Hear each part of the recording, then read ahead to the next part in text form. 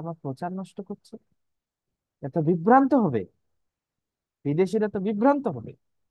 আরে বাবা, এইখানে সবাই ভক্ত হওয়াটাই কঠিন, ওইখানে গিয়ে যদি আবার বলে ইনি ঠিক না উনি ঠিক না, তখন তো এরা আরো বিভ্রান্ত হবে, গোলমাল বেঁধে যাবে।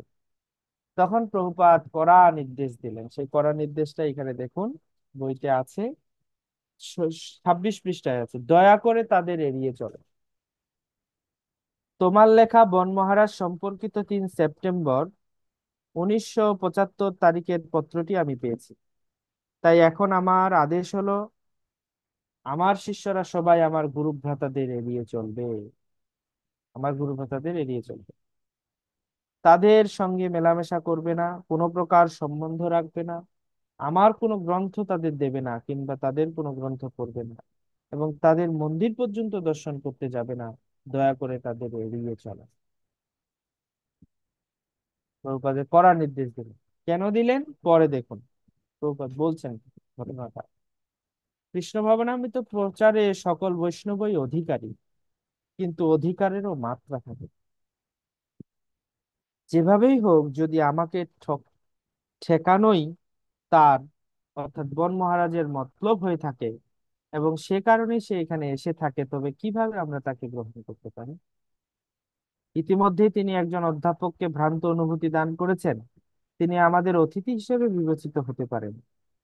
যদি তিনি আমাদের মন্দিরে আসেন, তাকে প্রসাদ দেবে, জ্যেষ্ঠ বৈষ্ণব হিসেবে সম্মান করবে, কিন্তু তিনি কোনো প্রবচন কিংবা ভাষণ দিতে পারবেন না। তিনি যদি প্রবচন দিতে চান, তাহলে বলবে ইতিমধ্যে আরেকজনের নাম তালিকাভুক্ত হয়েছে, ব্যাস এই। তো প্রভুপাদ স্পষ্ট করলেন যে তাদের ভাষণ শোনা থেকে আমাদের বিরত থাকতে হবে। তো এই কথাটার মানে এটা বুঝতে হবে যে তাদের শ্রবণটাই আমাদের করা যাবে। অন্য ক্ষেত্রগুলির কিছুটা পরিবর্তন হতে পারে, যেমন আপনি কোথাও গেছেন, কলকাতায় গেছেন, কোনো জায়গা নেই থাকার, আপনি বাগবাজার গড়িয়া অনেক বড়, ওখানে আপনি থাকতে পারেন। হ্যাঁ, প্রসাদ খাওয়ার ব্যবস্থা নাই, আপনি ওখানে প্রসাদ তো নিতে পারেন, কিন্তু তাদের ভাষ্য শ্রবণ করা যাবে না। হ্যাঁ, এটা জাস্ট বিরত থেকে, হ্যাঁ, এটা অকথ্যা। পুরীতে গেছেন, ওখানে ইসকনের এরকম অত বড় মঠ হয়নি, বা দূরে কিছু হলেও আপনি খুঁজে পাচ্ছেন না, কিন্তু গৌড়ীয় মঠগুলো অ্যাভেলেবেল হয়েছে পুরীতে। তো আপনি ভাবছেন যে আমার তো একটু ভক্তি পরিবেশে থাকা উচিত, প্রসাদ তো পাওয়া উচিত। তো আপনি ধরেন কোনো গৌড়ীয় মঠে উঠলেন, আছেন, প্রসাদ পাচ্ছেন, কোনো অসুবিধা নেই সেটা। কিন্তু আহ, এই ব্যাপারে সাবধান থাকতে হবে, তারা ভাষণ দিলে, প্রবচন দিলে সেটা শ্রবণ করা উচিত নয়, কারণ সেটা প্রভুপাদ নিষেধ করেছে। তো সেই জন্যই, কারণ তারা মাঝে মাঝে ওই সমস্ত কথাগুলো ছড়ায় এবং বলে, বলার মাধ্যমে তারা কি করে, বিভ্রান্ত করে। তাই আমাদের উচিত নির্ধারিত শ্রবণ করা, নির্ধারিত পার্সনের কাছে শ্রবণ করা। কার কাছ থেকে? ইসকনের ভক্তদের কাছ থেকেই আমাদের শোনা উচিত। ইসকনের যারা স্কলার রয়েছে তাদের কাছ থেকে শুনুন। হ্যাঁ, অনেকে আমি দেখছি ইদানিং কালে একটা ঘটনা ঘটতেছে, সেটা হলো এক বাবাজি, প্রেমানন্দ দাস বাবাজি, ওনার কাছ থেকে শ্রবণ করে প্রচুর শুনে। তো আমাকে ভক্তরা শেয়ার করে, প্রভু প্রমানন্দ দাস বাবাজি এই বললেন ওই বললেন। আমি বললাম, শুনছেন তো বটে, কিন্তু সাবধান থাকতে হবে। তরুণ, আমি ওনাকে অসাধু বলতে পারি না, বৃন্দাবনে থাকেন তিনি, তিনি সাধু মহাত্মাই হবেন, কিন্তু ফিলোসফিতে অনেক সমস্যা আছে। এটা সূক্ষ্ম না হলে ধরতে পারবেন না, আপনার আমার প্রতি বিদ্বেষ তৈরি হবে। আরে, এত বড় মহাত্মার কথা উনি বলতেছেন, আমাদের সিদ্ধান্তের সাথে তাদের সিদ্ধান্তগত পার্থক্য আছে। আমি শাঁখারি বাজারে গেছি একজন ভক্তের বাসায়, উনি জপ করতেছে, রাধে রাধে রাধে রাধে রাধে রাধে জপ করতেছে, জপের মালাটাতে রাধে রাধে রাধে রাধে করতেছে। তুমি কেন প্রভু এইভাবে, কেন রাধে রাধে কেন? তত প্রেমানন্দ বাবাজি বলছেন, রাধার নাম জপ না করলে ভগবান সন্তুষ্ট হন, রাধা রানীর নাম করলে কৃষ্ণ খুব খুশি হয়, এই জন্য আমি কৃষ্ণ। আমি বললাম, আপনার গুরুদেব কি আপনাকে এইভাবে মন্ত্র করতে বলেছিলেন? তো দীক্ষা কেন নিয়েছেন আপনি? দীক্ষা নিয়েছেন মানে আপনি গুরুর আনুগত্যে, গুরুদেব আপনাকে যে মন্ত্র যেভাবে দিয়েছেন জপ করতে সেইভাবে করবেন। প্রেমানন্দ বাবাজি কি আপনার গুরু? না তো প্রভু। তবুও রাধা নামে যদি কৃষ্ণ খুশি হয় জপ করতে কি দোষ প্রভু? তারপরেও ইনিয়ে বিনিয়ে বলেন। আমি বললাম দেখেন, রাধা রানীর নাম করলে যেমন কৃষ্ণ খুশি হয়, তেমনি কৃষ্ণের নাম করলে রাধা রানী খুশি হয়। তা আপনি শুধু রাধা রানীর নাম জপ করছেন, তাতে কৃষ্ণ খুশি হচ্ছে কিন্তু রাধা রানী তো খুশি হচ্ছে না। রাধা রানী যদি খুশি না হয়, তাহলে কি আপনি গোলক বৃন্দাবনে পৌঁছাতে পারবেন? জীবনেও না। তাই শুধু রাধা রানীর নাম করলেও চলবে না, আর শুধু কৃষ্ণের নাম করলেও চলবে না। যুগলে করতে হবে রাধা কৃষ্ণ। তা রাধা কৃষ্ণই তো আমরা বলতেছি হরে কৃষ্ণ হরে কৃষ্ণ কৃষ্ণ কৃষ্ণ হরে হরে, হরে রাম রাম রাম হরে হরে। তা হরে মানে রাধা রানী, আর কৃষ্ণ। তো এইটাই ঠিক, চৈতন্য মহাপ্রভু যা বললেন সেটাই আমাদের আদর। এর থেকে আর কোনো বিশেষ, যতই একদম ভগবান এসে বললেও, চৈতন্য মতবিদম তত্রাদর ন পরঃ, চৈতন্য মহাপ্রভু যা বললেন সেইটাই হচ্ছে আমাদের একমাত্র আদর। লোকে ভুলে যায়। প্রভু কহে কহিলাম এই মহামন্ত্র, ইহা জপ গিয়া সবে করিয়া নির্বন্ধ। সেটা কোন মহামন্ত্র? হরে কৃষ্ণ কৃষ্ণ কৃষ্ণ হরে হরে, হরে রাম রাম রাম হরে হরে। ইহা হইতে সর্বসিদ্ধি হইবে সবাকার, সর্বক্ষণ বলইতে বিধিনাথ। মহাপ্রভু স্পষ্ট বলে দিলেন এই মন্ত্রের কথা। আর আপনি রাধে রাধে জপ করছেন মানে আপনি চৈতন্য দেবের থেকে বড় হয়ে গেছেন। গাড়ি টাড়ি দিয়ে মোটামুটি। আহ, তাহলে দেখুন কত মানুষ ইসকনের ভক্ত এই উনার কথা শুনে বিভ্রান্ত হতে পারে। হ্যাঁ? হরি নাম জপ ছেড়ে দিয়ে রাধে রাধে জপ করা শুরু করতে পারে। প্রতিদিন শুনছে তো, তার লেকচার শুনছে তো।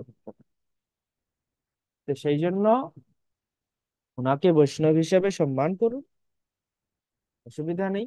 মনে মনে আদৃত কৃষ্ণ যস্য গিরিতম মনসাদ্রি, তিনি রাধা কৃষ্ণের ভক্ত, তাকে মনসাদ্রি মনে মনে আদর করুন। কিন্তু তাদের লেকচার অধিকতর শোনার দরকার নেই। আপনি গুরু মহারাজের লেকচার শুনুন। আপনি ভক্তিচারু স্বামী গুরু মহারাজের কত সুন্দর বাংলা লেকচার আছে, ওনার লেকচার শুনুন। আরো অনেক স্কলার আছে, ভাগবত মহারাজ নিয়মিত প্রবচন দিচ্ছেন, ওনার লেকচার শুনুন। গৌরাঙ্গ প্রেম স্বামী মহারাজের লেকচার শুনুন, ভক্তি পুরুষোত্তম স্বামী মহারাজ, সিদ্ধান্ত সার ওনার লেকচার, ওনার লেকচার শুনুন আপনি। অনঙ্গ মোহন প্রভু লেকচার শুনুন। হ্যাঁ, যদি একটু হিন্দি বুঝেন তাহলে আপনি রাধা গোবিন্দ গোস্বামী মহারাজের লেকচার শুনুন। তা আপনি গৌরকৃষ্ণ দাস গোস্বামী মহারাজের লেকচার শুনুন। আপনি রাধেশ্যাম প্রভু লেকচার শুনুন। আপনি এই কত নাম বলবো, অসংখ্য নাম আছে, শুনুন। তাদেরও প্রতিদিনের লেকচার আছে, তা সেগুলো শুনুন আপনি। কেন আপনাকে প্রেমানন্দ বাবাজির লেকচার শুনতে হবে? No, সিদ্ধান্ত ভুল আছে। বৈষ্ণব তারাও, কিন্তু সমস্যা আছে। আহ, কিন্তু পরম দুঃখের বিষয় হচ্ছে এটা, যে তাদের এই সৈদ্ধান্তিক সমস্যার কথা উল্লেখ করলেও ইসকন ডিভোটিরা আমাদেরকে ভুল বোঝে। এটা হচ্ছে দুঃখের বিষয়। সেদিনও একদিন আমাকে একজন ভুল বুঝেছে। আমি বলেছি মাত্র, তার লেকচার শোনো না, ঠিক আছে, বৈষ্ণব জ্ঞানে তাকে শ্রদ্ধা করো, লেকচারটা শুনো না। ভুল বুঝেছে আমাকে, আমাকে ভুল বুঝেছে। কি করা যাবে? কেন ভুল বুঝে? কারণ তার তার প্রতি শ্রদ্ধা অটুট। কিন্তু তার ভিতরে যে ঝামেলা আছে, কি ঝামেলা আছে আমি সেটা অত বলতে যাব না। তাদের পরম্পরাতে কি আছে, কেন, কি হয়েছে, হরিবংশ হয়েছে, সেই হরিবংশের ভিতরে কি আছে, এত কিছু আমি বলতে যাব না। শুধু আমি আপনাকে এটাই বলবো, চৈতন্য মতবিদম তত্রাদর নব।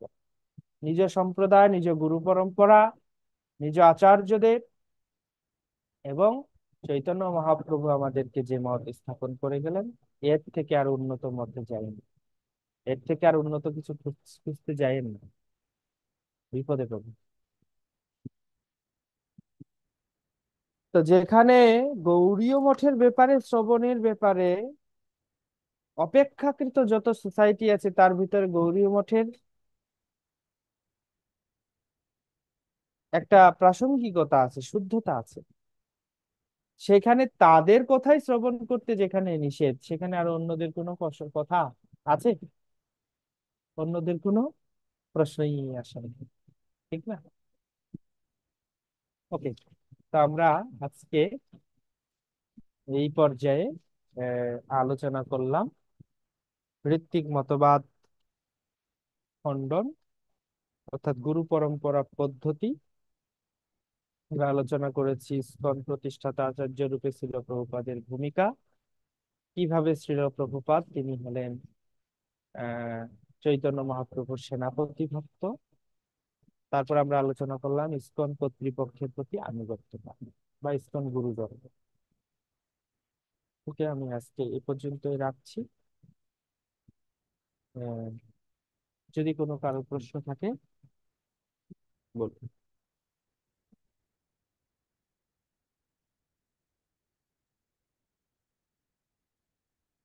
কোনো প্রশ্ন আছে?